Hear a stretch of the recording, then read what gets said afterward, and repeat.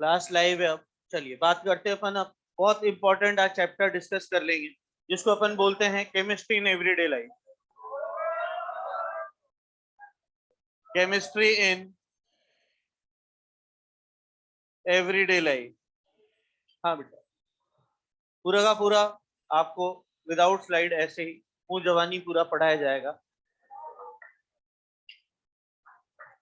बेटा। अब इसको है ना 3 पार्ट के अंदर बोला गया है।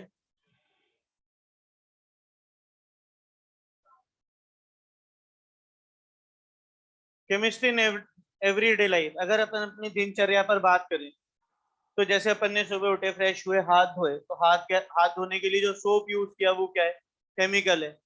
नाश्ते की टेबल पे बैठे, अचार खाया, तो अचार के अंदर फूड में प्रिजर्वेटिव का काम जो कर रहा है वो भी क्या है? एक केमिकल है। कपड़े पहने, कपड़े के अंदर जो फाइबर है वो भी क्या है? केमिकल है। फाइबर को जो कलर दिया गया है डाई के द्वारा, एजो डाई, वो भी क्या है? केमिकल है। मतलब ओवरऑल अपनी पूरी दिनचर्या में, अपनी पूरी दिन में, हर जगह अपन आसपास कहीं पे भी नजर घुमा लें, सब तरफ जो चीजें बनी हुई है वो केमिकल से बनी हुई है। इवन अपनी बॉडी भी क्या है? एक केमिकल कंपोजिशन का बहुत ही बढ़िया एक एग्जाम्पल है। अब उसी को लेते हुए इस चैप्टर के अंदर अपन 3 चीजों पे बात करेंगे बेटा। 3 पार्ट के अंदर ये वाला चैप्टर बटा हुआ है। एक तो है अपने लिए ड्रग्स और मेडिसिन। ड्रग्स और मेडिसिन के बाद है केमिकल इन फूड, और एक है अपने लिए क्लेंजनिंग एजेंट, सफाई के लिए। तो 3 पार्ट के अंदर क्लासिफाई किया गया है ड्रग्स और मेडिसिन। एक है अपने लिए केमिकल इन फूड और एक है अपने लिए क्लेंजनिंग एजेंट। सबसे पहले अपन किस पर बात करेंगे? ड्रग्स एंड मेडिसिन पर। ड्रग्स और मेडिसिन के अंदर सबसे पहले तो ये बताता हूँ कि ड्रग्स क्या होता है। तो सुनिएगा बेटा बच्चों, तुम्हारे को आज नोट्स कुछ भी नहीं बनाने, तुम्हें केवल शॉर्ट ट्रिक लिखनी है। जो शॉर्ट ट्रिक मैं तुम्हारे को दवाइयों की बताऊंगा, केवल वो लिखनी है। बाकी की बातें एज इट इज एनसीईआरटी के अंदर मेंशन्ड है, वो तुम वहां से क्या करोगे? रीडिंग लगाओगे। तो ड्रग्स, पहली बात सुनिएगा मेरे बच्चों, अब कोई भी बच्चा लिखेगा नहीं, सुनेंगे पहली बात। ड्रग्स सर ने बोला केमिकल है of low molecular mass. Drugs are chemical of low molecular mass which interact with macromolecules in the body। सबकी नजर बोर्ड पर। ड्रग्स आर, आवाज आ रही है?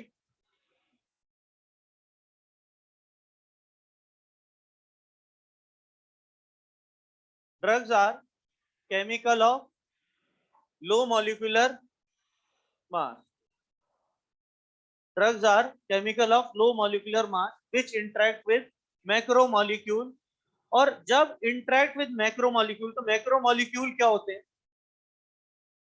Chemical of low molecular mass 100 से लेके 500 यूनिट तक,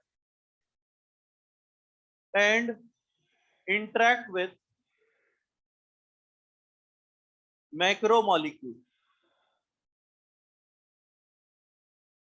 मैक्रोमोलिक्यूल क्या होंगे? जैसे कार्बोहाइड्रेट है, लिपिड है, प्रोटीन है, एंजाइम है, हार्मोन है। एंजाइम प्रोटीन से ही बना हुआ होता है। इन सब पर ये क्या करते हैं? इंटरेक्ट करते हैं। और जब इनके इंटरेक्शन के कारण आने वाला रिस्पॉन्स थेरेप्यूटिक और यूजफुल है, if the response is therapeutic and useful,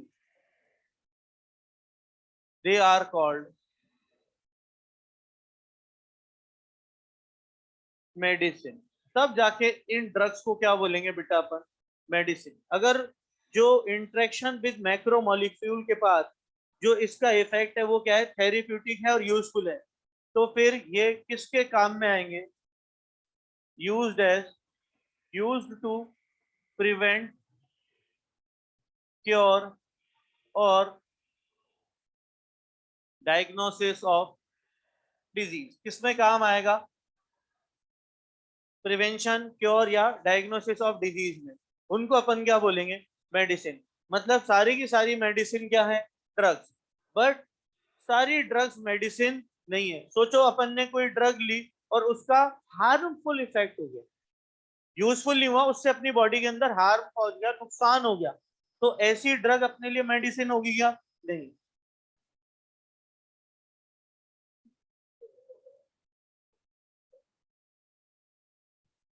अभी नहीं, सुनो।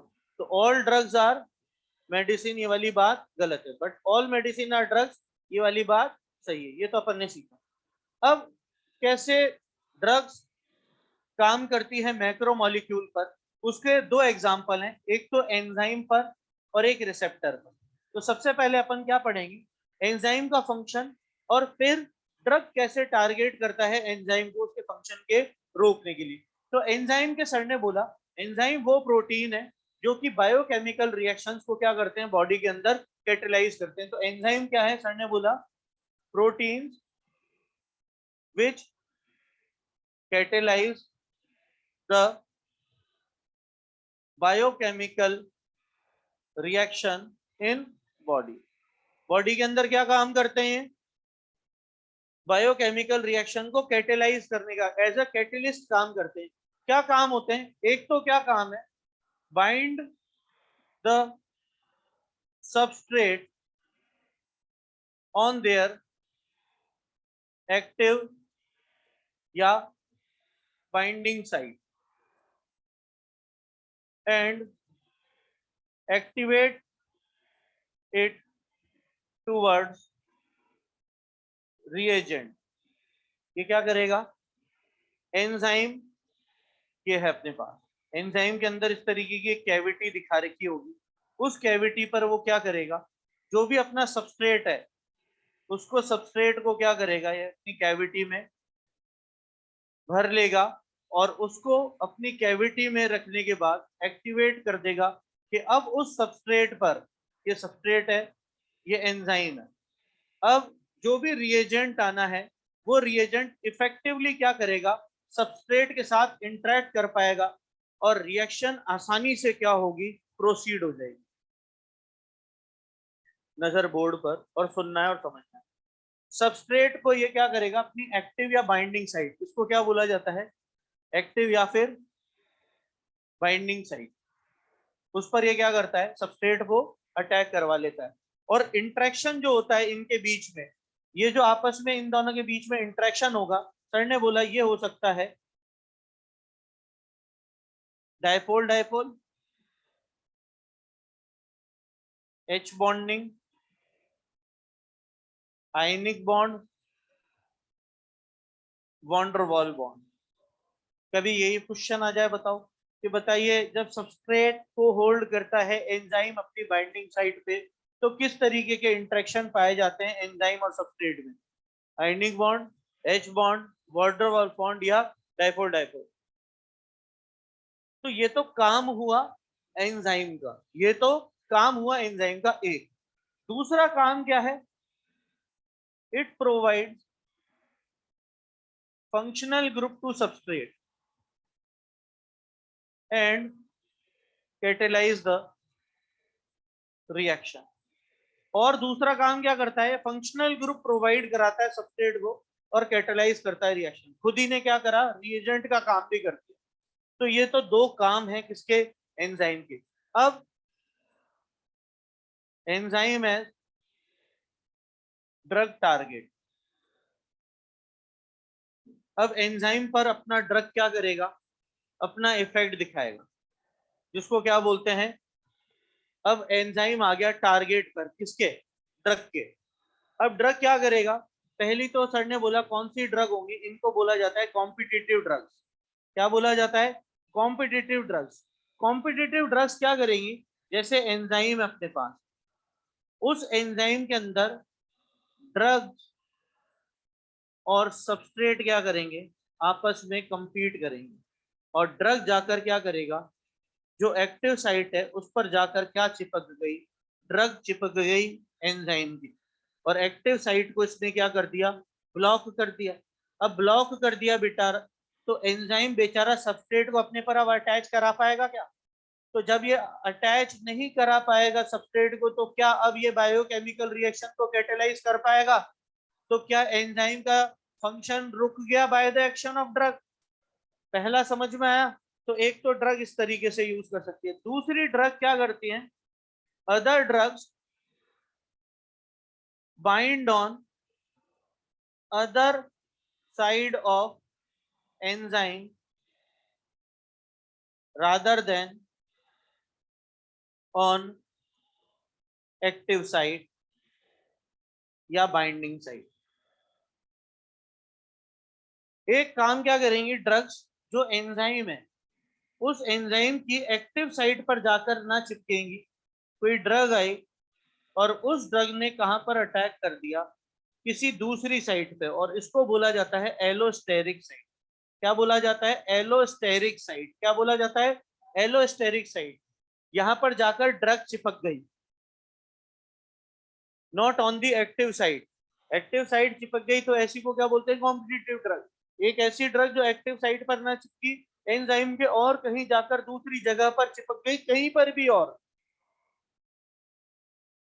कहीं पर भी, और रादर देन एक्टिव साइट, और उसके कारण जैसे यहां पर ड्रग आई, एंजाइम की जो एक्टिव साइट थी वो बदल गई। जैसे यहां पर मैंने स्क्वायर बनाया, यहाँ पे सेमी सर्कल बनाया, ये एंजाइम है, यहाँ पर क्या चिपका हुआ है इसके? एलोस्टेरिक साइड पे ड्रग, और यहाँ पर ये जो इसकी एक्टिव साइट है ये चेंज हो गई। और जब ये एक्टिव साइट चेंज हो गई तो बेचारा सबस्ट्रेट जो है वो पहचान ही नहीं पाएगा कि ये क्या है। पहचान ही नहीं पाएगा तो रिएक्शन, इसका बायोकेमिकल रिएक्शन, कैटेलाइज करने वाला फंक्शन, ये तो किस पर बात हुई? एंजाइम के एक्शन पर। और एंजाइम के एक्शन को ड्रग किस तरीके से टारगेट करता है उस पर। एनसीईआरटी पढ़ोगे तो आपको समझ में आ जाएगा, नोट्स वहां से उठा लेना सारे, ठीक है? और आपको नोट्स तो दे भी रखे। सेकंड, दूसरा वर्क किस पर है? सर ने बोला रिसेप्टर्स पर। डिफरेंट डिफरेंट रिसेप्टर्स होते हैं। रिसेप्टर क्या होता है पहले ये समझाया। जैसे अपने लिए कोई सेल है, माइटोकॉन्ड्रिया वगैरह बना दिया, ठीक है, और सेल बना दिया, और सेल मेम्ब्रेन बना दिया। सर ने बोला सेल मेम्ब्रेन पर क्या होते हैं? रिसेप्टर लगे हुए होते हैं। क्या लगे हुए होते हैं? रिसेप्टर लगे हुए होते हैं। ये मैसेज ट्रांसफर करने का काम करते हैं। यहाँ पर क्या होता है? कोई केमिकल अटैक करता है। कौन अटैक करता है? केमिकल। उसको क्या बोलते हैं? Chemical messenger. और वो क्या करता है? इस एक्टिव साइट पर ऑफ रिसेप्टर जाकर चिपकता है, और सेल पर क्या होता है? मैसेज ट्रांसफर होता है, और उस मैसेज के अकॉर्डिंग क्या है? सेल अपना वर्क करता है। समझ में आई बात? मतलब ये चौकीदार वाला काम कर रहा है कि अपन किसी बड़े आदमी के घर पे गए तो अपन ने अपनी स्लिप पहुंचाई कि साहब फला फला आए हैं, इनसे अपने को मिलना है, तो वो क्या करेगा? अंदर जाकर मैसेज ट्रांसफर करेगा। अपन एंटर हो पाए क्या घर में? नहीं। Without entering to the cell, chemical messenger केवल मैसेज पहुंचाएगा और सेल से काम निकलवा लेगा, काम करवा लेगा। तो ये तो किसका काम हुआ? रिसेप्टर की फंक्शनिंग का। अब काम तो समझ में आ गया रिसेप्टर क्या करता है। सर ने बोला बॉडी में different different cell, different different cell पे डिफरेंट डिफरेंट रिसेप्टर, और केमिकल मैसेंजर अलग अलग रिसेप्टर पे अलग अलग काम के लिए बना हुआ होगा। मतलब chemical messenger R very specific towards receptors and receptors are very specific toward chemical messenger। मतलब एक particular chemical messenger particular type के रिसेप्टर पे ही जाकर एक्ट करेगा। ऐसा नहीं कि किसी भी रिसेप्टर पर जाकर उसने अपना काम करा लिया। I hope you are getting my point. Receptor समझ में आया? अब इस रिसेप्टर को इस तरीके से मैं सेल वॉल पे दिखा दूं।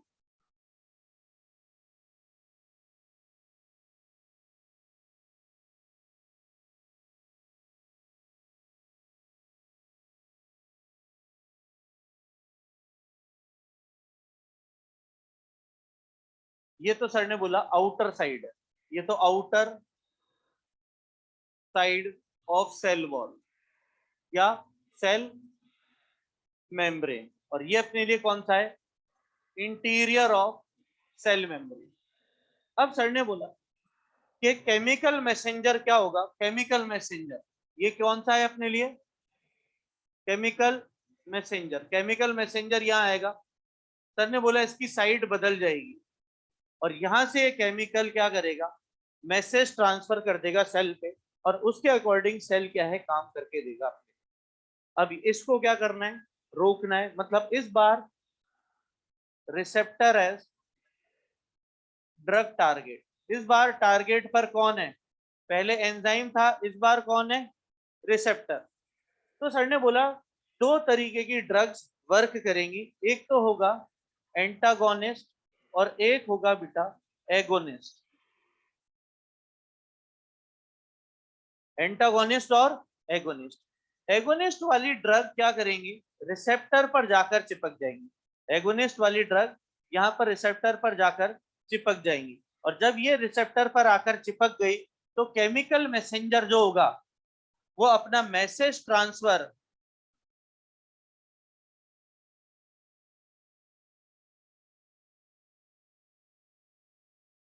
रिसेप्टर पर जाकर चिपक गई। तो रिसेप्टर पर अब केमिकल मैसेंजर जाकर चिपक और अपना काम वो सेल से करा नहीं पाएगा। ऐसी दवाओं को क्या बोला जाता है, एंटागोनिस्ट। क्या बोला जाता है। एक होती है एगोनिस्ट। एगोनिस्ट दवा का जब यूज पड़ता है जब सर ने बोला कि अपने पास नेचुरल केमिकल मैसेंजर है ही नहीं। क्या नहीं है, नेचुरल केमिकल मैसेंजर की कंसंट्रेशन लो है, और अपने को फिर भी सेल से क्या करना है, काम करवाना। केमिकल मैसेंजर है नहीं और अपने को सेल से काम कराना है, मतलब अपने को कोई ऐसा केमिकल लेना पड़ेगा जो केमिकल मैसेंजर का काम करे, मिमिक द केमिकल मैसेंजर।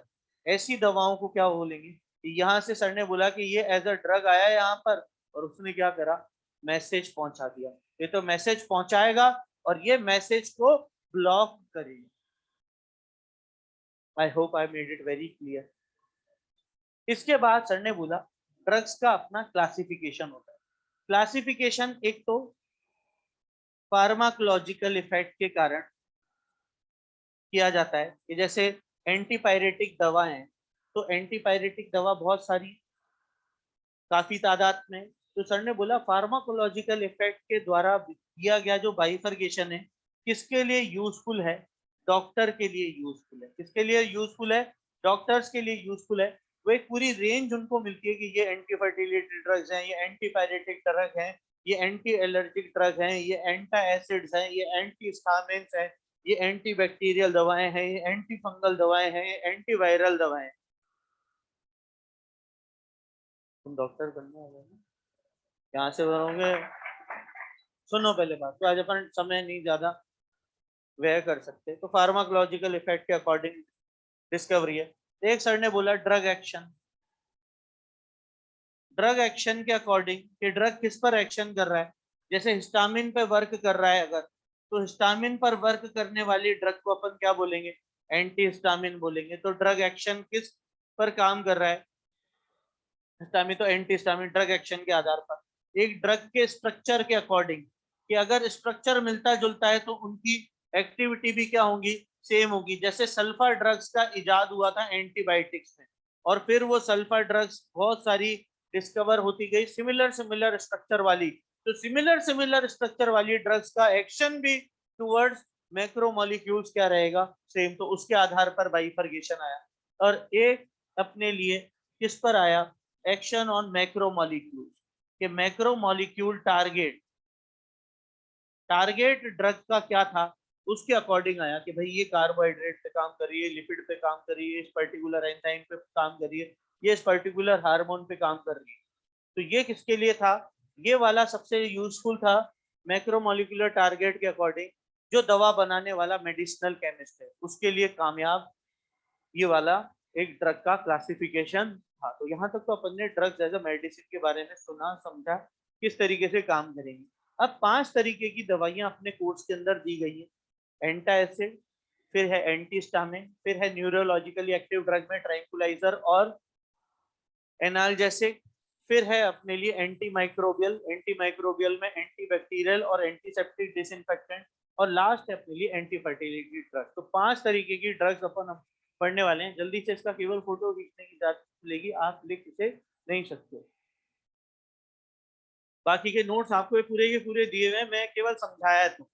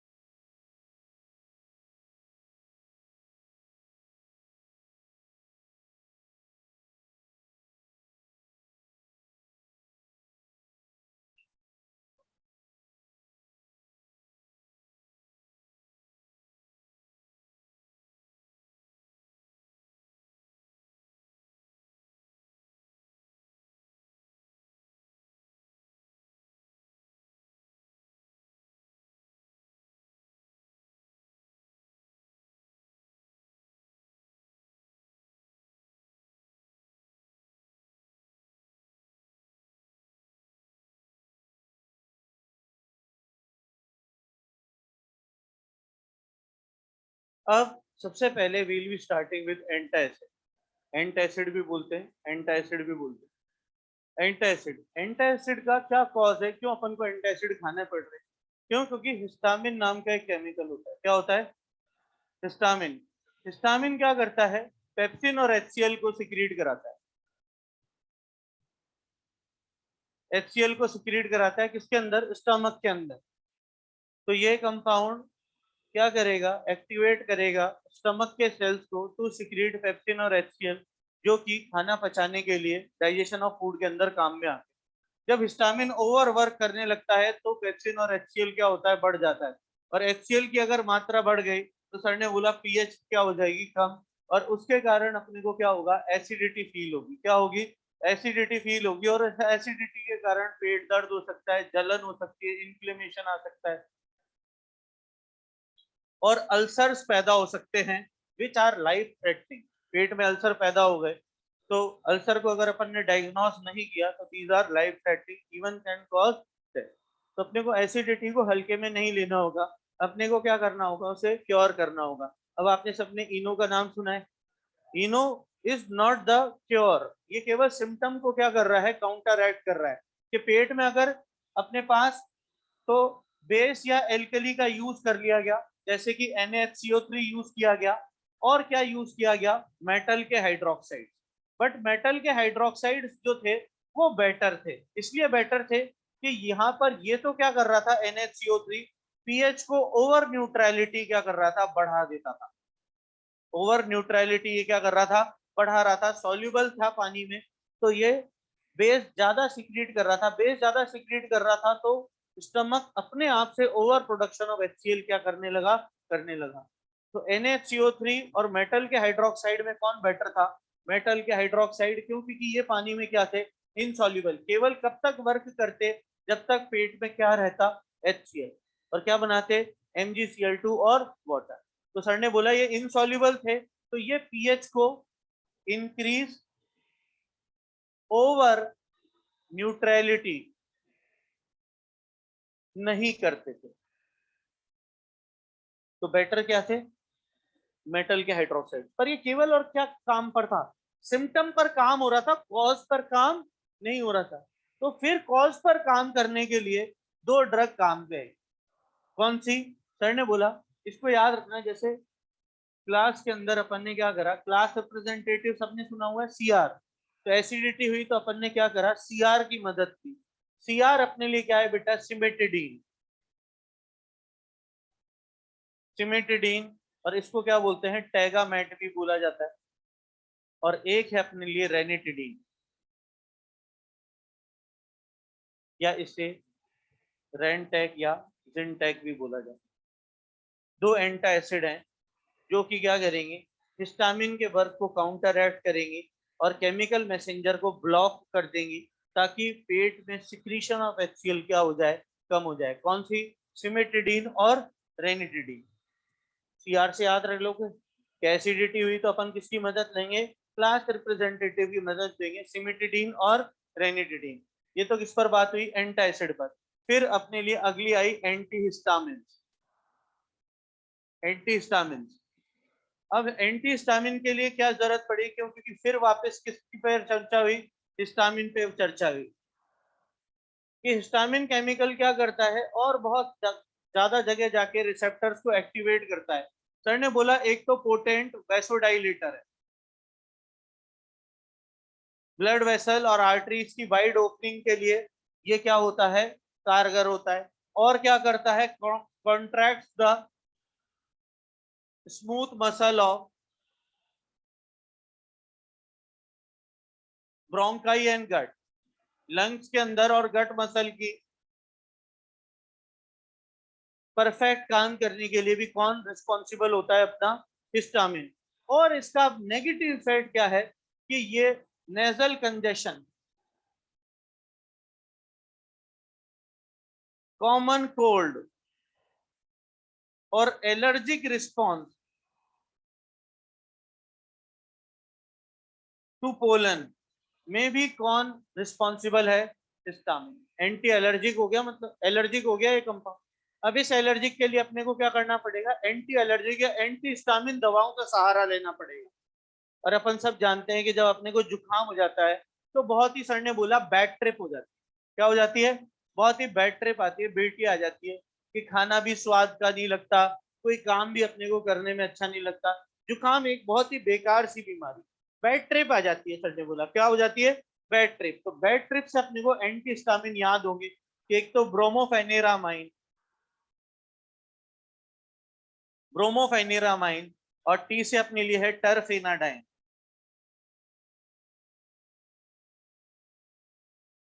टरफिनाडाइन और ब्रोमोफेनिरामाइन, ये दोनों क्या हो गए बेटा?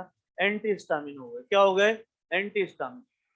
तो एसिडिटी हुई तो किसकी मदद ली? सीआर की, सिमिटिडीन और रेनिटिडीन। अगर अपने को जुकाम हो गया, नेजल कंजेशन, नाक बंद हो गई, या एलर्जिक है हमारे को पोलन्स के प्रति, तो फिर अपने को बैड ट्रिप हो जाएगी। क्या हो जाएगी? Bad trip. ब्रोमोफेनिरामिन और टरफेनाडाइन। Getting my point? तो ये अपने लिए एंटीहिस्टामिन पर बातें हो गई। एंटीहिस्टामिन के बाद,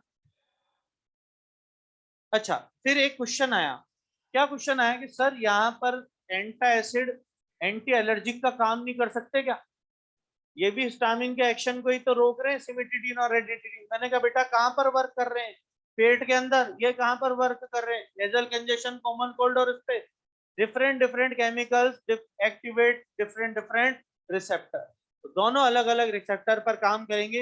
एंटा एसिड एंटी एलर्जिक वाला काम नहीं करेगा, और एंटी एलर्जिक एंटा एसिड वाला काम नहीं करेगा। क्लियर है ये वाली बात? हाँ बेटा।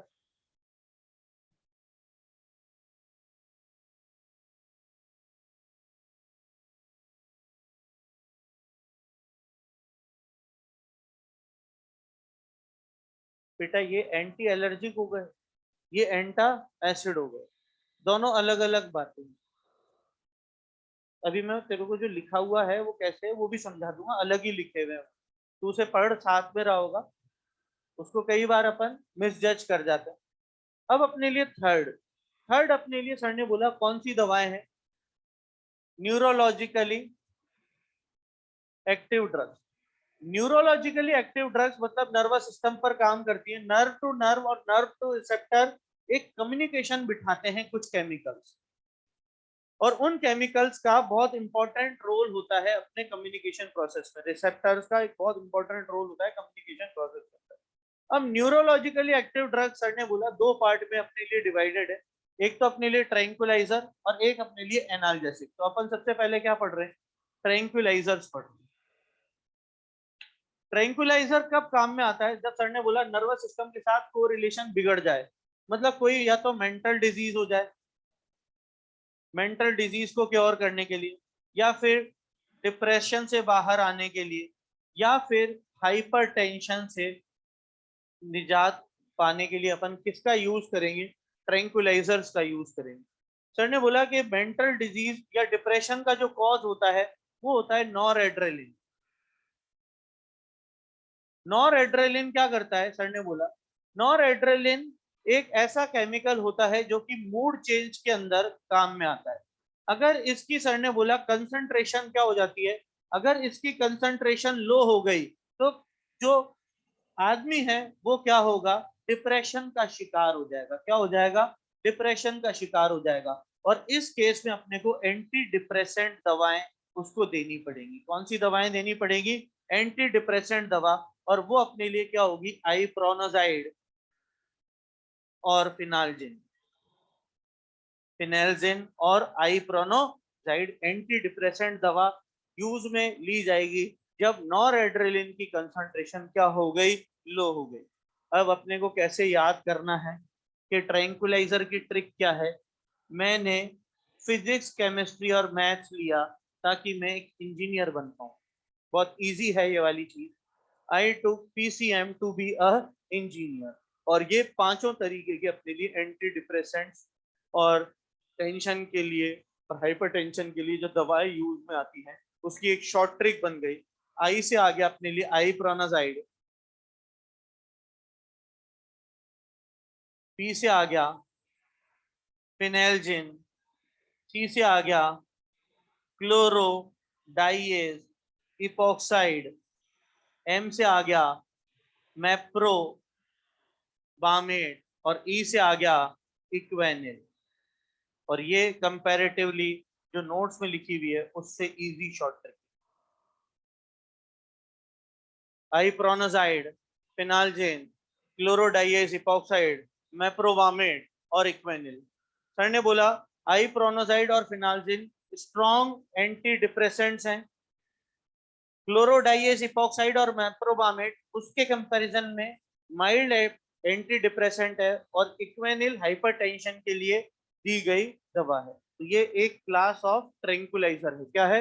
एक क्लास ऑफ ट्रैंक्विलाइजर। फिर सर ने बोला ट्रैंक्विलाइजर का एक क्लास और है। ट्रैंक्विलाइजर का सर ने बोला एक क्लास और है जिसको क्या बोला जाता है? बार्बिट्यूरेट्स। बार्बिट्यूरिक एसिड के कंपाउंड्स होते हैं ये डिफरेंट डिफरेंट एल्काइल ग्रुप के, उनको क्या बोला जाता है? बार्बिट्यूरेट्स। बार्बिट्यूरेट्स भी सर ने बोला एक इंपॉर्टेंट क्लास ऑफ ट्रैंक्विलाइजर्स है विच आर, सर ने बोला हिप्नोटिक एंड स्लीप इंड्यूसिंग। इसकी क्या प्रॉपर्टी होती है बार्बिट्यूरेट्स की?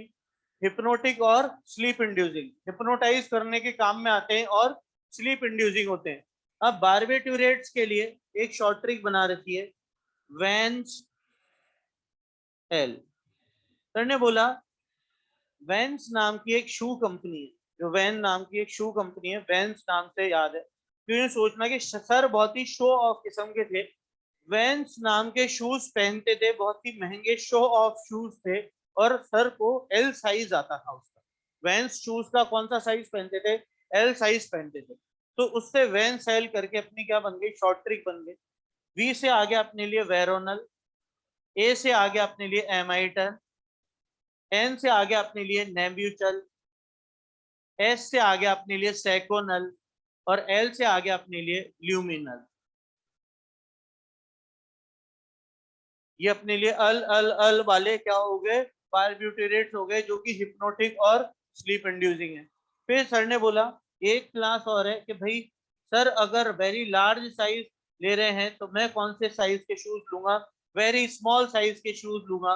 तो वेलियम और सेरोटोनिन, ये दो और अपने लिए क्या है? ट्रैंक्विलाइजर्स हैं।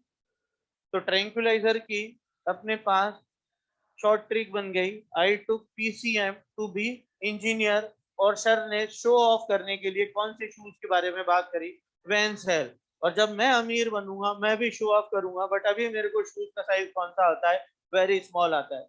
वेलियम और सेरोटोनिन, वेरोनल, एमाइटल, नेब्यूटल, सेकुनल, लेविनल, इस तरीके से बार्बिट्यूरेट्स डिफाइन हुई।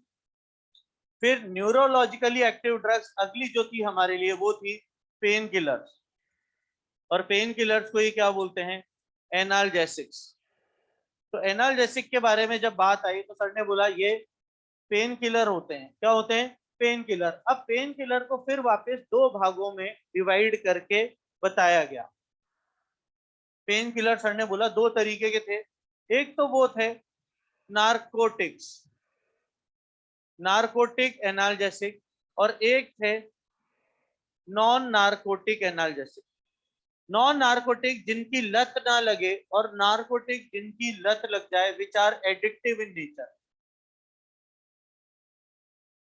एडिक्टिव ड्रग्स, आदत सी बन जाएगी, अगर नहीं लिए तो मेंटल डिसऑर्डर होने लगेंगे, तकलीफ होने लगेगी, आदमी परेशान सा हो जाएगा, दिक्कत में आ जाएगा। तो ये प्रोहिबिटेड होते हैं। अब शॉर्ट ट्रिक फिर वापस, जबकि non narcotic are safe pain killer, इनको आप आराम से यूज कर सकते हो, मेडिकल स्टोर पर पेन किलर ये अवेलेबल होंगे। नार्कोटिक वाले पेन किलर मेडिकल स्टोर पर अवेलेबल नहीं होते हैं, बट वो डॉक्टर, अरे ब्लैक में नहीं लेने, अभी अपने को यहाँ पर ये बात समझ। अब नार्कोटिक की एक ट्रिक, नॉन नार्कोटिक और नार्कोटिक की भी अपन ने एक ट्रिक बना ली। सर ने बोला कि नार्कोटिक की ट्रिक है कि सीएम कौन बनेगा? सीएम बनता है हीरोइन, और हीरोइन की सर ने बोला आदत लग जाती है, लत लग जाती है। याद हो गया? ये वेरी गुड था, ये तो हमें बहुत याद हो गया। कोडीन, मॉर्फिन और हीरोइन। सर ने बोला important class of narcotic drugs हैं, इनको ओपिएट्स भी बोला जाता है। ओपिएट्स इसलिए बोला जाता है क्योंकि ओपियम पॉपी से आता है।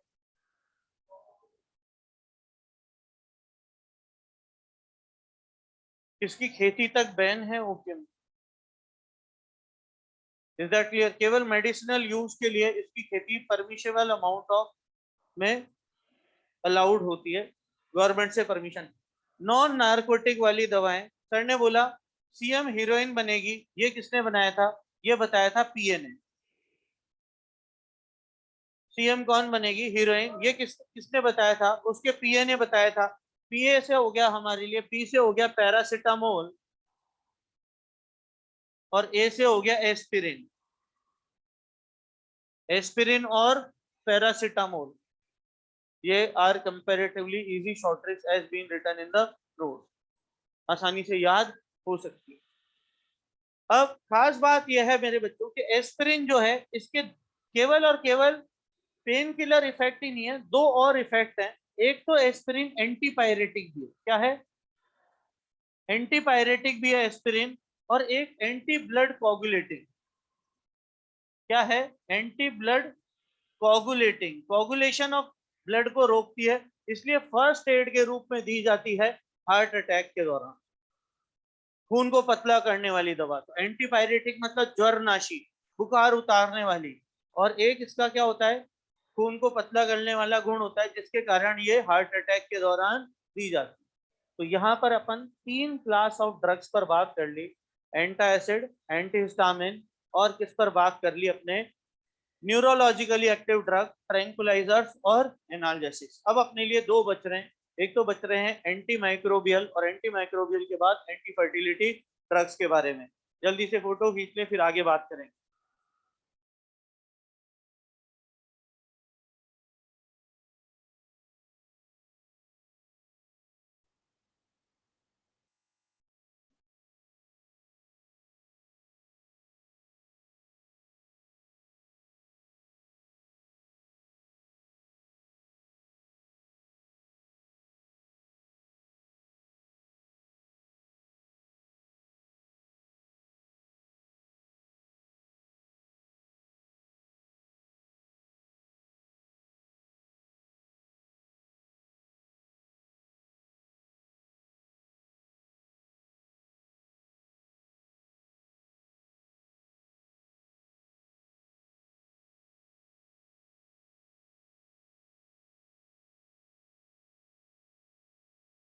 हाँ, ट्रिक लिख लो जल्दी से।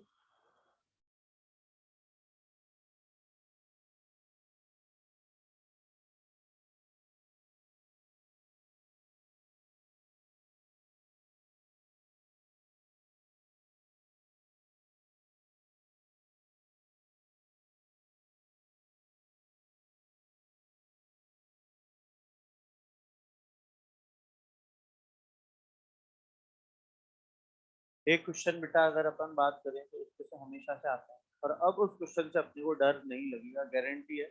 अब आप क्वेश्चन जब ये शॉर्ट ट्रिक पढ़ लोगे, उसके बाद बहुत आसानी से आप ये वाले अटेम्प्ट कर पाओगे।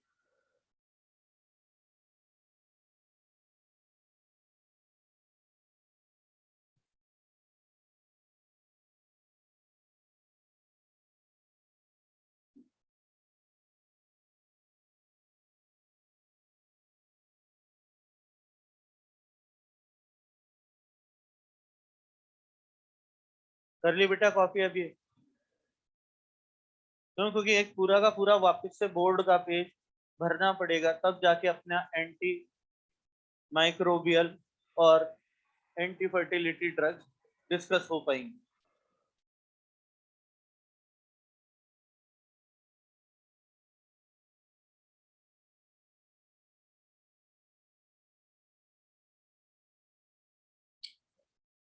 अब आता है अपने लिए चौथा नंबर, एंटी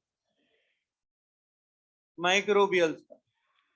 एंटी माइक्रोबियल्स कौन सी ड्रग होंगी जो माइक्रो ऑर्गेनिजम्स की ग्रोथ को या तो हिंडर करेगी या फिर उनको मार देगी, साइडल इफेक्ट रखते होंगे। तो एंटी माइक्रोबियल्स क्या होंगी? ड्रग्स विच हैव साइडल, साइडल मतलब किलिंग इफेक्ट और hinder the growth of microorganisms which are creating problems। ऐसे माइक्रो ऑर्गेनिज्म कौन से होंगे जो प्रॉब्लम क्रिएट कर रहे हैं? जैसे अपने लिए कोई वायरस है, कोई अपने लिए फंगस है, कोई अपने लिए सर ने बोला पैरासाइट है, इज दैट क्लियर? कोई अपने लिए बैक्टीरिया है। तो उन सब माइक्रो ऑर्गेनिज्म की ग्रोथ को हिंडर करे या इन्हें मार दे, ऐसी दवाओं को अपन क्या बोलेंगे? Anti microbial. तो एंटी माइक्रोबियल्स की डेफिनेशन क्या है बेटा? ऐसे केमिकल या इवन ऐसे माइक्रो ऑर्गेनिजम्स जो दूसरे माइक्रो ऑर्गेनिजम्स को या तो मार दें या उनकी ग्रोथ को रोक दें। सुनिएगा मेरे बच्चों, माइक्रो और एंटी माइक्रोबियल्स की डेफिनेशन क्या है? ऐसे केमिकल जो कि माइक्रो ऑर्गेनिजम्स को मार दें या उनकी ग्रोथ को रोक दें, उनको क्या बोलते हैं? Anti microbial. या फिर खुद ये अपने आप में ही क्या होते हैं? माइक्रो ऑर्गेनिजम्स होते हैं जो दूसरे माइक्रो ऑर्गेनिजम्स को क्या करेंगे? मार देंगे या उनकी ग्रोथ को रोक देंगे। अब एंटी माइक्रोबियल्स, सर ने बोला एंटीबायोटिक्स जो है उसके अंदर सबसे पहला काम, जो सबसे पहला काम किया वो किया पॉल एलरिच नाम का एक साइंटिस्ट था। उस पॉल एलरिच ने क्या करा? आर्सेनिक बेस्ड आर्सेना फेनारामाइन बनाया। और आर्सेना फेनारामाइन सलवारजन नाम की एक दवा थी जो कि ट्रीटमेंट ऑफ सिफिलिस नाम की डिजीज के अंदर काम में आई और इसके लिए इसे नोबेल पुरस्कार मिला 1908 के अंदर, पॉल एलरिच के अंदर। आर्सेनिक बेस्ड स्ट्रक्चर था। आर्सेनिक के अंदर एस डबल बॉन्ड एस वाला बॉन्ड था, जैसे कि एजो लिंकेज होती है। तो उसने क्या करा? आर्सेनिक के बाद एजोडाइज पर काम किया एज अ मेडिसिन, और उसने देखा टिश्यू वगैरह भी कलर होने लगे, दे हैव सिमिलर इफेक्ट। फिर उसने इसके बाद फ्रोंटोसिल नाम की दवा बनाई जो कि बॉडी के अंदर सल्फोनल अमाइन के अंदर क्या हो गई? सल्फोनल अमाइन के अंदर चेंज हो गई। और यहां से अपने लिए किस ड्रग की इजाद हुआ? Sulpha drugs as antibiotic. फिर पॉल एलरिच के बाद जो सबसे इंपॉर्टेंट काम किया वो करा एलेक्जेंडर फ्लेमिंग ने। और एलेक्जेंडर फ्लेमिंग ने क्या करा? एंटीबायोटिक ड्रग के अंदर उसने पेनिसिलियम फंगस का एंटीबायोटिक प्रॉपर्टी की डिस्कवरी करी। और यहां से सर ने बोला कि पेनिसिलियम फंगस का एंटीबायोटिक के रूप में यूज चालू हुआ। अब पेनिसिलियम फंगस का पेनिसिलिन नाम की दवा इजाद हुई और पेनिसिलिन के दो सिंथेटिक वर्जन या मॉडिफाइड वर्जन थे, जिसको एम्पिसिलिन और एमोक्सिसिलिन के नाम से जाना गया। Modified form of penicillin. अब अकॉर्डिंग टू देयर एक्शन इनको दो पार्ट के अंदर डिवाइड किया गया, बैक्टीरियोसाइडल और बैक्टीरियोस्टैटिक, कि कौन मारेंगे और कौन ग्रोथ को रोकेंगे। फिर वापस यहाँ पर शॉर्ट ट्रिक की जरूरत पड़ी। सर ने बोला सर को खाने में नाश्ते पे क्या पसंद है? पोहा। अगर पोहा नहीं है तो फिर एक्सेट्रा कुछ भी ले आओ जो अवेलेबल है। जैसे डॉक्टर वगैरह बन गए तो बड़े अमीर आदमी बन गए, शादी वादी हो गई है, घर में बड़े सेटल हो गए हो, और फिर मुझे तुमने चाय नाश्ते पे बुलाया अपनी अमीरी दिखाने के लिए ना, राइट। तो फिर सर ने बोला सर को तो नाश्ते में गरीब आदमी है, पोहे पसंद है और कोई नहीं है, तो चाय बिस्किट से भी काम चल जाएगा, पोहा एक्सेट्रा करके शॉर्ट ट्रिक बन गई बेटा। दवाओं के नाम है, इंपॉर्टेंट है, जितनी बस मैं बातें कर रहा हूँ उतनी, बाकी अपने को समय बचाना है। पी से हम जाएंगे, पेनिसिलिन वाली बात हो गई। ओ से हो गया अपने लिए ऑफ्लॉक्सासिन। ऑफ्लॉक्सासिन के बाद ए से हो गया अपने लिए अमीनोग्लाइकोसाइड्स। ये तो पोहे से अपने बात होगी, पेनिसिलिन, ऑफ्लॉक्सासिन और अमीनोग्लाइकोसाइड। ईटीसी से ई से आया एरिथ्रियोमाइसिन। सिन सिन वर्ड यहाँ पर कॉमन चलेगा, एरिथ्रियोमाइसिन, एजिथ्रोमाइसिन, एजिथ्राल। सबसे ज्यादा कोविड के टाइम पे उठने वाली एंटीबायोटिक थी कि नहीं थी? एजिथ्राल हर कोई खा रहा था, एंटीबायोटिक दवा हर कोई खा रहा था। और एक दवा और बहुत फेमस हुई थी, डॉक्सीसाइक्लिन। डॉक्सीसाइक्लिन का टेट्रासाइक्लिन से नाम याद रखने के लिए एरिथ्रियोमाइसिन, और टी से है अपने लिए टेट्रासाइक्लिन, और सी से है लिए है अपने लिए क्लोरमफेनिकॉल। क्लोरमफेनिकॉल गैस्ट्रोइंटेस्टिनल ग्लैंड के अंदर क्या होती है, एब्जॉर्ब हो जाती है, तो ओरली इंजेस्ट किया जाता है in case of acute fever, dysentery, typhoid, meningitis या निमोनिया। क्लोरमफेनिकॉल बैक्टीरियोस्टैटिक है और एक ब्रॉड स्पेक्ट्रम एंटीबायोटिक है। मतलब दूसरा क्लासिफिकेशन हुआ कि कितने एंटीबायोटिक पर काम कर रहा है, तो ब्रॉड स्पेक्ट्रम और नैरो स्पेक्ट्रम एंटीबायोटिक के रूप में इनका एक क्लासिफिकेशन और हुआ।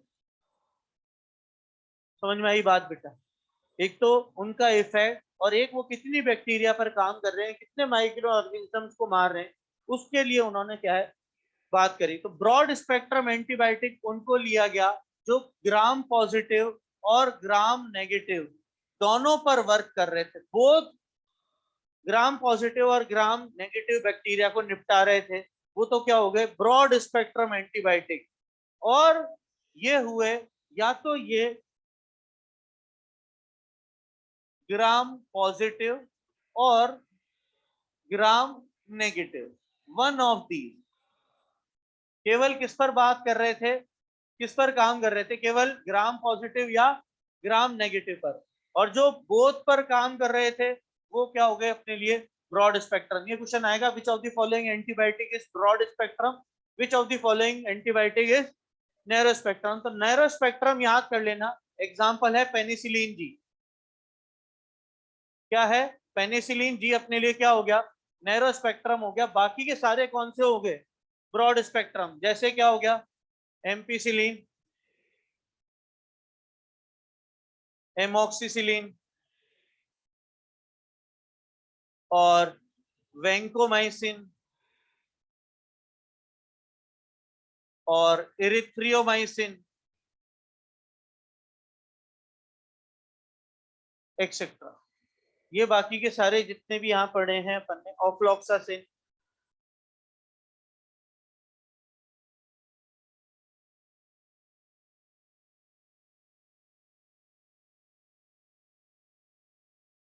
ये सारे कौन से हो गए, ब्रॉड स्पेक्ट्रम वाले, जो ग्राम पॉजिटिव और ग्राम नेगेटिव बैक्टीरिया दोनों पर काम करते।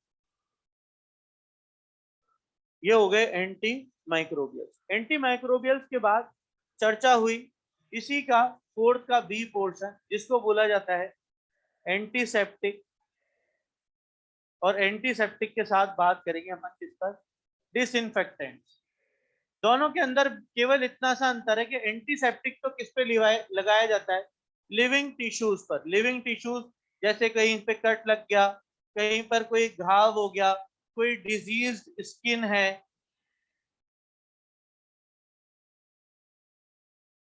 कोई अल्सर है बॉडी पर,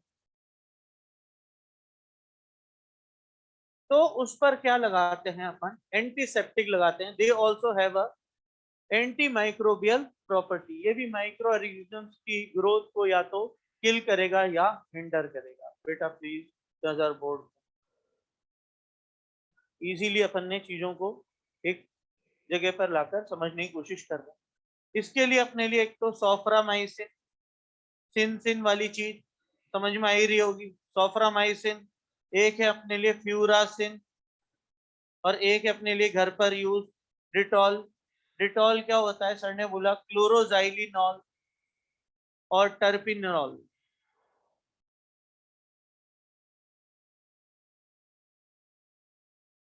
का मिक्सचर होता है। क्लोरोजाइलिनॉल और टर्पिनॉल का क्या होता है, मिक्सचर होता है डिटॉल। ये भी अपने लिए क्या है, एंटीसेप्टिक है।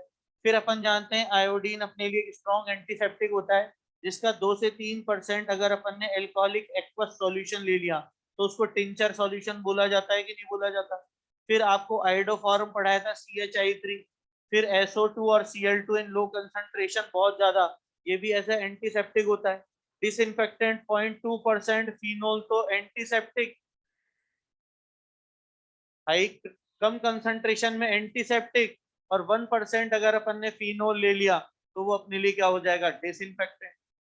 डिसइंफेक्टेंट सर ने बोला non living inanimate, inanimate object पर लगाएंगे। इनएनिमेट ऑब्जेक्ट का मतलब क्या होता है, सर ने बोला नॉन लिविंग ऑब्जेक्ट पर अपन जब लगाते हैं, जैसे सैनिटाइजर वगैरह की यूज पड़ा आपने पास, डिसइंफेक्टेंट या सैनिटाइजर।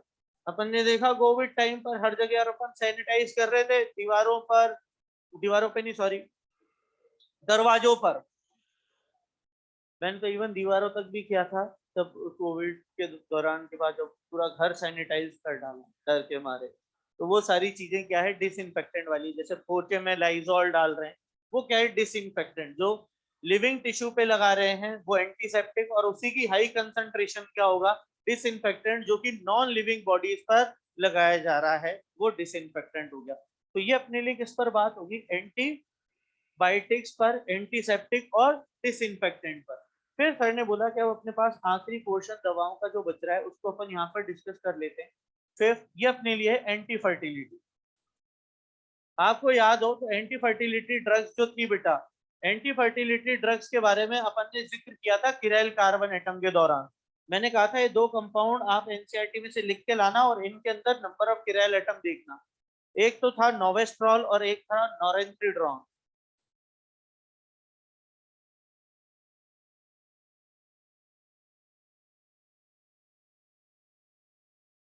नॉरेंथ्रीड्रॉन और नोवेस्ट्रॉल।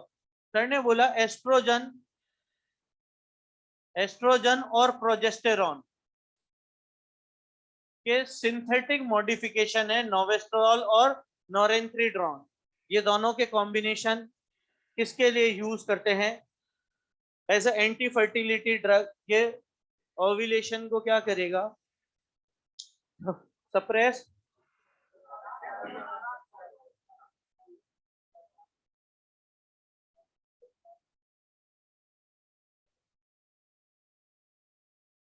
यहां तक तो अपने ड्रग्स कंप्लीट होते हैं, ठीक है।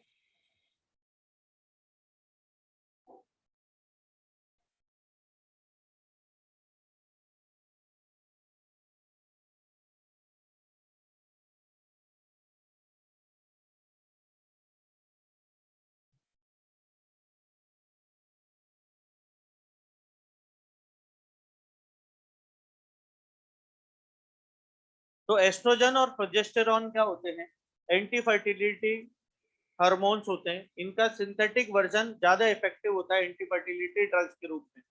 तो इथवाइनाइल एस्ट्राडायोल और नॉरेंथ्रीड्रॉन का मिक्सचर लिया जाता है एज एंटी फर्टिलिटी ड्रग्स। और जरूरत क्यों पड़ी, क्यों, क्योंकि जो एंटीबायोटिक थे ना, जब एंटीबायोटिक की डिस्कवरी हुई तो ये एक रेवोल्यूशन ले आए और लाइफ एक्सपेक्टेंसी डबल हो गई।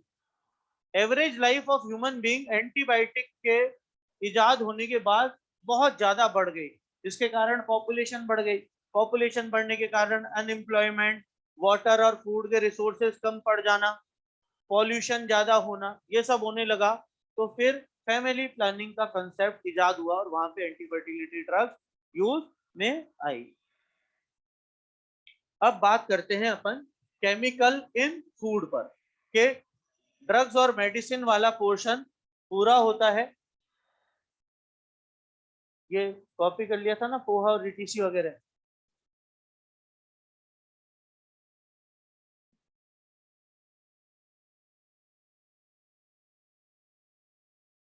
हाँ बेटा, स्ट्रक्चर आपको घर पे सारे के सारे बना बना के याद करते हैं।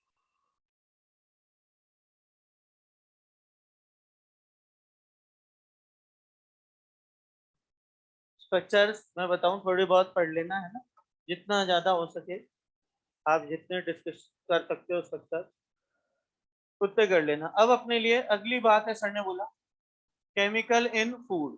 केमिकल इन फूड बहुत ज्यादा एम्प्लॉय किए जाते हैं टेस्ट को इम्प्रूव करने के लिए, फूड की शेल लाइफ को बढ़ाने के लिए, फूड के अंदर न्यूट्रिटिव वैल्यूज को बढ़ाने के लिए, ठीक है, केमिकल्स का यूज होता है। बट अपने लिए कोर्स में तीन बातें हैं एज केमिकल इन फूड। एक तो है अपने लिए आर्टिफिशियल स्वीटनर। आर्टिफिशियल स्वीटनर के साथ साथ प्रिजर्वेटिव और एंटीऑक्सीडेंट्स पे बात करेंगे। आर्टिफिशियल स्वीटनर की जरूरत क्यों पड़ी? क्योंकि जो सुक्रोज शुगर है, जो अपन टेबल शुगर खाते हैं, शक्कर जो अपन केन शुगर जो शक्कर के रूप में अपन लाते हैं, वो हाई कैलोरी वाली होती है, ठीक है। तो कैलोरी काउंट बढ़ेगा, आदमी मोटा होगा, अनफिट होगा। मेरी तरफ ना देखें, मैं भी आजकल चाय में आर्टिफिशियल स्वीटनर लेने लगा हूँ, ठीक है। तो कैलोरी काउंट जिस आदमी को कम रखना है वो आर्टिफिशियल स्वीटनर का सहारा लेगा, या डायबिटीज वाला आदमी जिसको ब्लड के अंदर ग्लाइकोजन ग्लूकोज को क्या करना है, लिमिट में रखना है, वो भी आर्टिफिशियल स्वीटनर का सहारा लेगा। तो आर्टिफिशियल स्वीटनर अपने लिए बेटा चार है, और चारों पे से क्वेश्चन आ सकता है। सर ने बोला सबसे पहले है सैकरीन। सैकरीन आपको याद होना चाहिए स्ट्रक्चर, गैब्रियल थैलामाइड पढ़ाया था बेटा, गैब्रियल थैलामाइड। बस गैब्रियल थैलामाइड में एक जगह कार्बोनिल की जगह SO2 ग्रुप लगा दो। ऑर्थो सल्फो बेंजीना आइमाइड क्या कहलाता है? सैकरीन। आर्टिफिशियल स्वीटनर है, हाई पोटेंसी स्वीटनर है ये भी।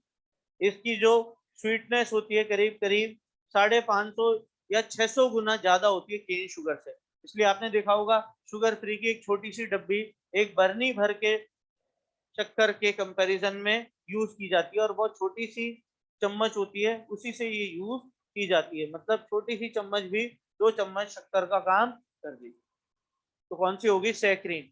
सेफ इसलिए है कि ये जब अपन खाते हैं इसको, तो टेस्ट को तो ये क्या कर देती है, स्वीट टेस्ट देती है, बट अपने बॉडी के अंदर अनचेंज होती है, और वाया यूरिन अपन इसको क्या कर देते हैं, एक्सट्रैक्ट कर देते हैं अनचेंज। तो सेफ भी है यूज के लिए सैकरीन। सैकरीन जो अपन सस्ती बचपन में जो आइसक्रीम खाते थे ठेले वाली, उसके अंदर शक्कर की जगह क्या यूज किया जाता था? सैकरीन। सस्ता था और हाई पोटेंसी स्वीटनर था। सैकरीन के बाद अगली बात किस पर हुई? एस्पार्टेम पर। एस्पार्टेम के अंदर एक लिमिटेशन थी कि केवल और केवल कोल्ड फूड पर और एरिएटेड ड्रिंक्स पर, कोल्ड ड्रिंक्स और कोल्ड फूड पर ही ये काम कर सकता था। क्यों? क्योंकि अनस्टेबल था at cooking temperature. Cooking temperature पे ये क्या था मेरे बच्चों? अनस्टेबल था एस्पार्टेन। एस्पार्टेन बनता किससे है? मैंने आपको बताया था, मैंने कहा बेटा RCH NH2 और COH, इनको क्या बोलते हैं? Amino acid. ये R की वैल्यू अगर H है तो ग्लाइसिन, मिथाइल है तो एलानाइन, अगर CH2PH है तो फिनाइल एलानाइन, अगर CH2COH है तो एस्पार्टिक एसिड, अगर CH2CH2COH है तो ग्लूटामिक एसिड। अब वो तो आपने याद किया ही नहीं होगी, सर तो पढ़ाकर चले गए, और फिर क्या है?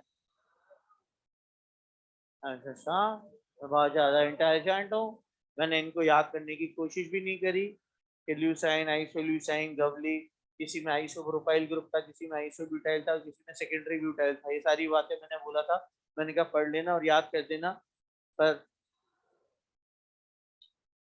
तो आज जरूरत कैसे पड़ी? क्यों? क्योंकि एस्पार्टिक एसिड और फिनाइल एलानाइन, एस्पार्टिक एसिड और फिनाइल एलानाइन का ये क्या है? डाइपेप्टाइड है, और उसका भी मिथाइल एस्टर है। तो जैसे अपन यहाँ पर बात करें, ये अपने लिए NH2 वाला पोर्शन, NH2 वाला portion, CH2 C double bond हो, NH, और यहाँ पर अपने लिए CH2COH, यहाँ पर अपने लिए CH, यहाँ पर CH2 के साथ साथ benzene ring, C double bond O और OCH3। यहाँ पर खुले एसिड की जगह पर क्या है, एसिड का मिथाइल एस्टर। ये स्ट्रक्चर किसका हो गया, एस्पार्टेन का। तो डाइपेप्टाइड है और डाइपेप्टाइड में एसिड का क्या है, methyl ester of dipeptide of aspartic acid and phenylalanine. फिर अगला अपने लिए आता है सुक्रालोज। सुक्रालोज सर ने बोला सुक्रोज का ट्राइक्लोरो डेरिवेटिव है। क्या है, trichloro derivative of sucrose. Sucrose की तरह ही दिखता है और स्वाद भी सुक्रोज की तरह होता है। यही क्वेश्चन आ जाएगा, बताओ विच of the following artificial sweetener is a trichloro derivative of sucrose. तो नाम क्या है, सुक्रालोज। फिर एक है अपने लिए एलिटेम। एलिटेम सर ने बोला इस पे क्वेश्चन जो बनेगा, ये क्वेश्चन बन सकता है कि हाई पोटेंसी स्वीटनर है, times more sweet than cane sugar.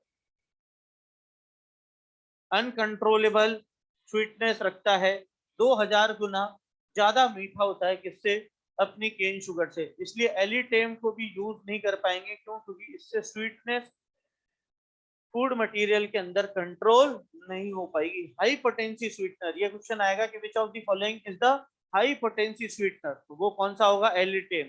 कौन सा केवल कम टेम्परेचर पर कोल्ड फूड में एस्पार्टेम।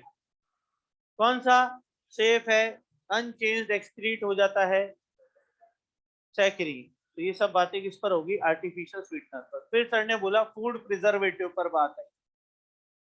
फूड प्रिजर्वेटिव, अपन सब अचार खाते हैं घर पर। अचार के अंदर अपन जानते हैं कि जो वेजिटेबल्स वगैरह होती हैं उनको क्या करा जाता है, उनकी शेल लाइफ को बढ़ाया जाता है। कैसे, उसके अंदर अपन क्या करते हैं, मस्टर्ड ऑयल डालते हैं। मतलब एक फूड प्रिजर्वेटिव तो क्या हो गया, वेजिटेबल ऑयल हो गया। और बहुत सारा शक्कर डालते हैं, बहुत सारी शुगर डाली जाती है मुरब्बा बनाते वक्त। अचार डालते वक्त नमक का यूज किया जाता है। जैसे अगर आप बात करो, आपने एप्पल काट के रख दिया तो वो काला पड़ने लगेगा, बट अगर उस पर थोड़ा नमक लगा दोगे तो काला नहीं पड़ेगा। ठीक है, क्यों, क्योंकि वो क्या करेगा, उसको सड़ने से क्या करेगा, बचाएगा। तो शक्कर है, नमक है और वेजिटेबल ऑयल है, ये अपने क्या है, प्रिजर्वेटिव के रूप में यूज किए जा सकते हैं। और हम सब विनेगर का नाम जानते हैं, विनेगर, सिरका, एसिटिक एसिड, ये कुछ टाइम के लिए for a shorter duration of time में क्या करेगा, एज अ प्रिजर्वेटिव। और जो दिया हुआ है उसका मैं नाम नहीं बताऊंगा, मैं केवल स्ट्रक्चर लिखूंगा। Sodium benzoate, sodium salt of benzoic acid. और एक सर ने बोला सॉल्ट ऑफ सॉर्बिक और प्रोपेनोइक, ये भी can be act as a food preservative. अब बात हुई किस पर, एंटीऑक्सीडेंट्स पर। किस पर बात हुई, एंटीऑक्सीडेंट्स पर। ऑक्सीजन के एक्शन को फूड पर रोकना था, फूड को सड़ने से बचाना था, शेल लाइफ को बढ़ाना था, तो एंटीऑक्सीडेंट्स की जरूरत पड़ी, जो कि BHT और BHA के रूप में आए काम में। BHT है ब्यूटाइलेटेड हाइड्रोक्सीटोलिन और BHA है butylated hydroxy anisole. Butylated hydroxy anisole मक्खन के साथ मिलाया जाता है, मक्खन की शेल लाइफ को महीनों से बढ़ा के सालों तक ले जाने के लिए। जैसे अमूल बटर है तो क्या यूज हो रहा है उसके अंदर, BHA ब्यूटाइलेटेड हाइड्रोक्सी एनिसोल। और जनरल एंटीऑक्सीडेंट क्या है, butylated hydrogen hydrogen toluene, butylated hydroxy, not hydrogen, hydroxy toluene. इसके साथ सर ने बोला सिट्रिक एसिड भी मिलाया जाता है to improve its antioxidant property. ठीक है, और SO2 और सल्फाइड यूज किए जाते हैं as antioxidant in wine, beer, sugar syrup and on cut, peeled and dried vegetable and fruit.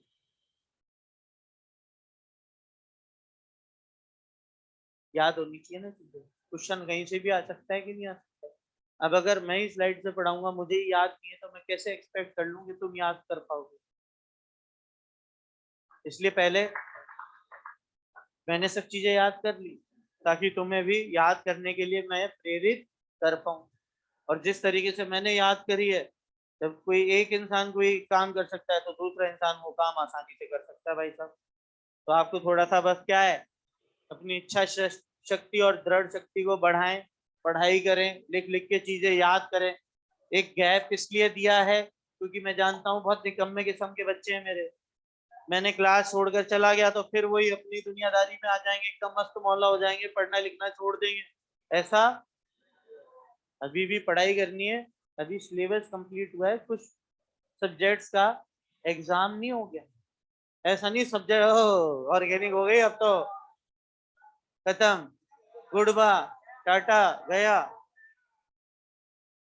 ऐसा काम चलिए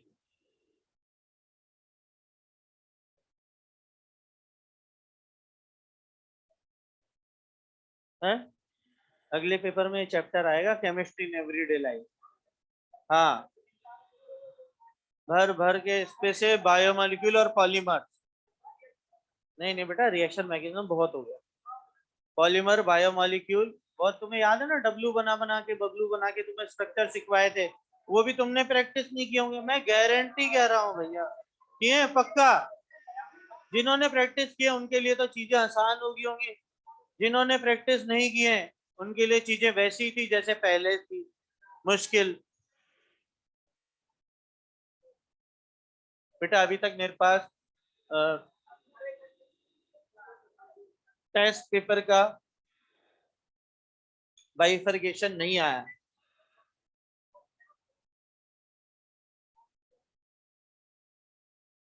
सुन लो अभी बात, और बाकी बात।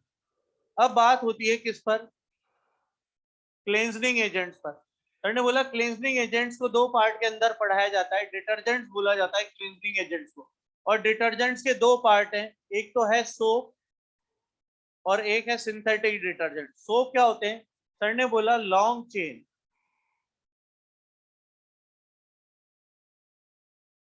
लॉन्ग चेन कार्बोक्सिलिक एसिड के, या तो सोडियम सॉल्ट या पोटेशियम सॉल्ट। एक तो हाइड्रोफिलिक पार्ट और एक हाइड्रोफोबिक पार्ट। क्लिंजनिंग एक्शन के अंदर आप सरफेस केमिस्ट्री के अंदर मिश्री फॉर्मेशन सीख चुके हो कि ये जो एल्काइल चेन होती है ये फैट पर जाकर क्या करती है, इमर्ज कर देती है और फैट को बाहर निकालने के लिए काम में आती है। और क्लिंजनिंग एजेंट्स क्या होते हैं, these improve the cleansing property of water।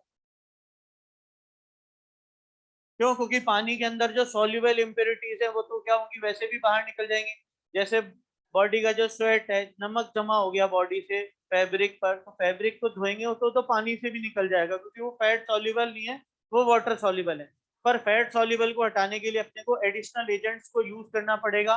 तो वो अपने लिए क्या होते हैं, क्लींजिंग एजेंट कहलाते हैं। वो क्या है, सोप एंड डिटर्जेंट्स है। तो सोप क्या होता है, पहली चीज सर ने बताई लॉन्ग चेन। लॉन्ग चेन क्यों, सर ने बोला ये क्या बनाता है, हाइड्रोफोबिक पार्ट। तो हाइड्रोफोबिक पार्ट कैसा होना चाहिए, लॉन्ग चेन अनब्रांच्ड।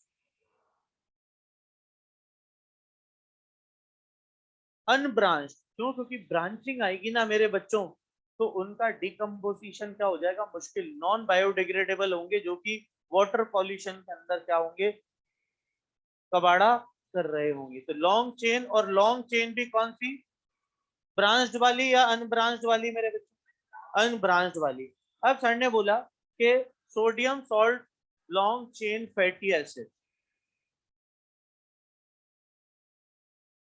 सोडियम और पोटेशियम सॉल्ट्स को अपन क्या बोलते हैं, सोप बोलते हैं। केवल यही वाटर सॉल्युबल होते हैं। कैल्शियम और मैग्नीशियम सॉल्ट ले लिए तो they are not water soluble. अब अगर अपन बात करें C17H35 C double bond O negative और Na, तो इसको बोलते हैं बेटा सोडियम स्टेरेट।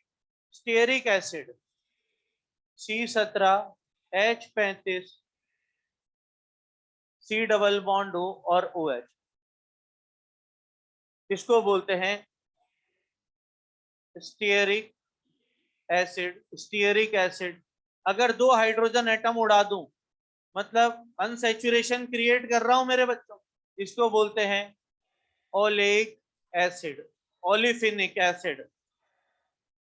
अगर 2 कार्बन एटम कम कर दूं, C15H31 C डबल बॉन्ड हो और OH, इसको बोलते हैं पाल्मिटिक एसिड।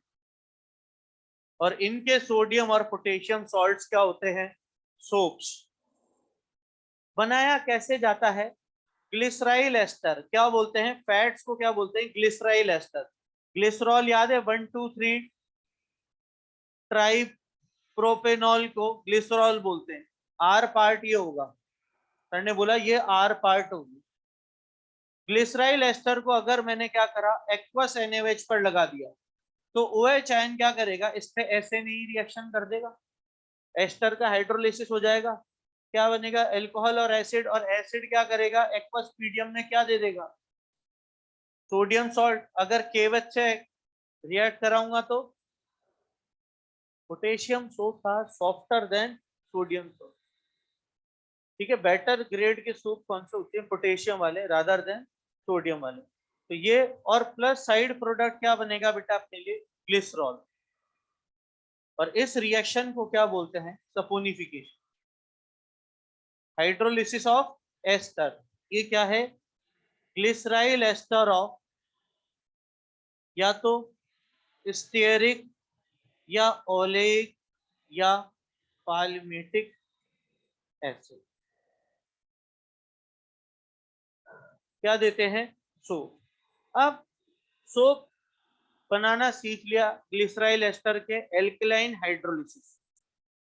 अब सोप की अकॉर्डिंग टू देयर यूजेस एक क्लासिफिकेशन दे रखा है। जैसे टॉयलेट सोप्स, टॉयलेट सोप के अंदर खुशबू भी ऐड करी जा सकती है, कलर ऐड करे जा सकते हैं to make it more attractive. और टॉयलेट सोप के अंदर हायर ग्रेड ऑफ फैट्स का यूज किया जाता है, ये चीज इंपॉर्टेंट है। फिर जैसे एक ट्रांसपेरेंट सोप है, ट्रांसपेरेंट सोप बनाया जाता है इथेनॉल मिक्स करके। एक होता है शेविंग सोप, शेविंग सोप के अंदर ग्लिसरॉल मिक्स किया जाता है ताकि उसकी रैपिड ड्राइंग ना हो। रोजिन नाम की एक गम यूज की जाती है जो कि झाग ज्यादा देती है, तो शेविंग सोप्स के अंदर ये यूज होते हैं। फिर लॉन्ड्री सोप है, कपड़े धोने वाले, उनके अंदर फिलर्स यूज करते हैं, जैसे सोडियम रोजियोनेट, सोडियम कार्बोनेट है, सोडियम सिलिकेट, बोरेक्स। याद तो किया है सर आपने, मतलब ये बात तो है, वर्ड टू वर्ड रटी हुई है आपने इंशाल्लाह। इस उम्र में मैं जब याद कर सकता हूँ तो तुम्हारा ब्रेन तो मेरे से बहुत अच्छा शार्प है। तुम तो मेरे से कितने ज्यादा इंटेलिजेंट हो ये सोचा करो, कितनी शानदार याद है, याददाश्त है तुम्हारी, सुपर पावर्स है तुम्हारी। ये बात हुई सोप की। अब सोप की सुनिएगा मेरे बच्चों सभी, बस 2-5 मिनट बात और करूंगा। सोप की एक लिमिटेशन है। सोप की क्या लिमिटेशन है? कि सोप हार्ड वाटर के अंदर काम नहीं करता। क्यों काम नहीं करता? क्यों? क्योंकि जैसे ही आपको बताया था कि अगर NaCl2 या फिर CaCl2 आया मेरे बच्चों, ऑक्सीजन कम इलेक्ट्रोनेगेटिव एटम को छोड़कर किसके साथ चला जाएगा? ज्यादा इलेक्ट्रोनेगेटिव एटम के साथ, कैल्शियम और मैग्नीशियम में के साथ बॉन्ड बना लेगा ऑक्सीजन, सोडियम को छोड़कर, to make a stronger bond. Transmetalation, RMgx की रिएक्शन R2CD से, याद आई कि नहीं आई बातें? ट्रांसमेटाइलेशन वाली बात, कम इलेक्ट्रोनेगेटिव मेटल को छोड़कर ऑक्सीजन किसके पास चली जाएगी? ज्यादा इलेक्ट्रोनेगेटिव मेटल की तरफ। और कैल्शियम और magnesium salt of carboxylic acid जो होंगे वाटर के अंदर क्या होंगे? इनसॉल्युबल। इनसॉल्युबल होंगे तो सर ने बोला ये एज अ स्कम सेपरेट हो जाएंगे, खुद गंदगी के रूप में सेपरेट हो जाएंगे पानी में, इनका क्लेंजिंग एक्शन नहीं होगा। तो हार्ड वाटर के अंदर साबुन काम नहीं करेगा, तो फिर क्या काम करेगा? इसलिए किसकी इजाद हुआ? सर ने बोला अब काम किस पर बात हुई? सिंथेटिक डिटर्जेंट की क्या हुई? इजाद हुई। फैट ऑर्गेनिक कंपाउंड था, इसलिए अपन इनको नेचुरल सोप्स बोलते हैं, और डिटर्जेंट्स को सिंथेटिक डिटर्जेंट्स बोला जाता है। सर ने बोला सिंथेटिक डिटर्जेंट्स में सोप के सारे गुण होंगे, बट सोप का कोई भी स्ट्रक्चरल पार्ट इन्वॉल्व इसमें नहीं होगा, कार्बोक्सिलिक एसिड का सॉल्ट नहीं होगा इनके अंदर। तो सिंथेटिक डिटर्जेंट, सर ने बोला कोल्ड, हार्ड, सॉफ्ट, किसी भी तरीके के वाटर में ये सब क्या होंगे, वर्क करेंगे डिटर्जेंट्स। और डिटर्जेंट सर ने बोला अपने कोर्स के अंदर तीन तरीके के हैं, एक तो है एनायनिक, और एक है अपने लिए बेटा कैटायनिक, और एक है बेटा अपने लिए नॉन आयनिक। एक एक करके इनको पढ़ेंगे, बहुत ज्यादा इंपॉर्टेंट है। एनायनिक वाले सर ने बोला दो हैं, एक तो बनता है लॉराइल एल्कोहल से। कौन से एल्कोहल से? लॉराइल एल्कोहल की रिएक्शन कराते हैं H2SO4 के साथ, तो क्या बनेगा ROSO3H, और ROSO3H की रिएक्शन एक्वस NaOH से करा दी तो क्या बन जाएगा ROSO3Na, और ROSO3Na में R पार्ट जो होगा वो होगा बेटा कितने कार्बन एटम का, 12 कार्बन एटम का। कितने कार्बन एटम का? 12 कार्बन एटम। तो 12 कार्बन एटम का एल्कोहल क्या कहलाएगा? लॉराइल एल्कोहल। लॉराइल एल्कोहल की H2SO4 के साथ रिएक्शन, वाटर बाहर निकलेगा तो क्या बनेगा लॉराइल हाइड्रोजन सल्फेट, और लॉराइल हाइड्रोजन सल्फेट का अगर एक्वस NaOH के साथ रिएक्शन करा दिया तो क्या बन जाएगा सोडियम लॉराइल सल्फेट। और वो क्या होगा, एक डिटर्जेंट का काम करेगा, जो सामान्यतः घर पे अपन रेन एरियल विम बार वगैरह ये लेके आते हैं, वो क्या होते हैं एनाइनिक डिटर्जेंट होते हैं। घर पे यूज करने वाले हाउस होल्ड डिटर्जेंट क्या होते हैं बेटा, एनाइनिक डिटर्जेंट होते हैं। तो एक तो लॉराइल एल्कोहल से आएगा, और एक आएगा बेटा dodecyl benzene. C12 carbon atom की एक एल्काइल चेन ले ली और बेंजीन, और इसकी रिएक्शन H2SO4 से कराई, तो H2SO4 से जो सल्फोनेशन है वो बेंजीन में ऑर्थो और पैरा पोजीशन से कहां पर होगा, पैरा पोजीशन पे। एल्काइल चेन कितने की ले रखी है, 12, इसको बोलते हैं dodecyl benzene. 12 carbon atom के एल्कोहल को क्या बोलते हैं, लॉराइल एल्कोहल।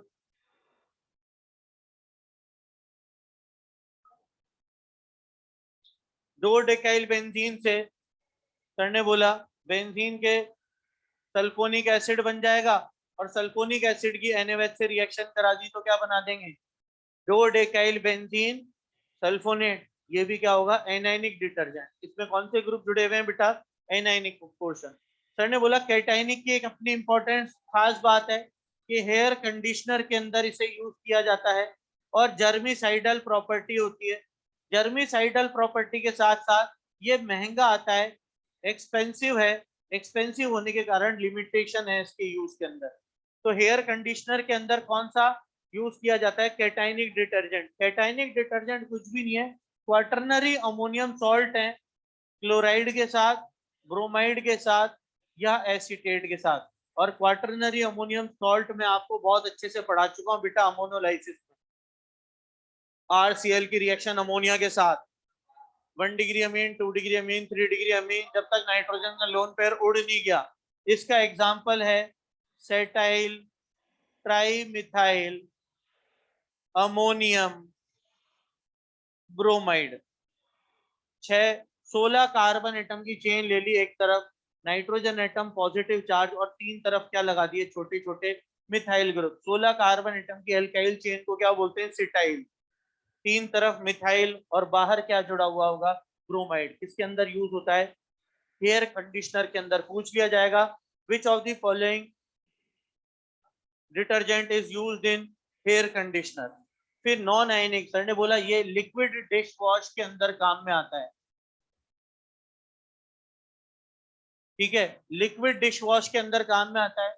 यहां पर भी क्या काम में आता है, सर ने बोला स्टेरिक एसिड, और स्टेरिक एसिड की रिएक्शन कराते हैं पॉलीहाइड्रोक्सी ग्लाइकॉल, पॉलीहाइड्रोक्सी ग्लाइकॉल के साथ, और एल्कोहल और एसिड मिलकर क्या बनाएंगे, एक एस्टर, और वो अपने लिए क्या होगा, नॉन आयनिक वाला।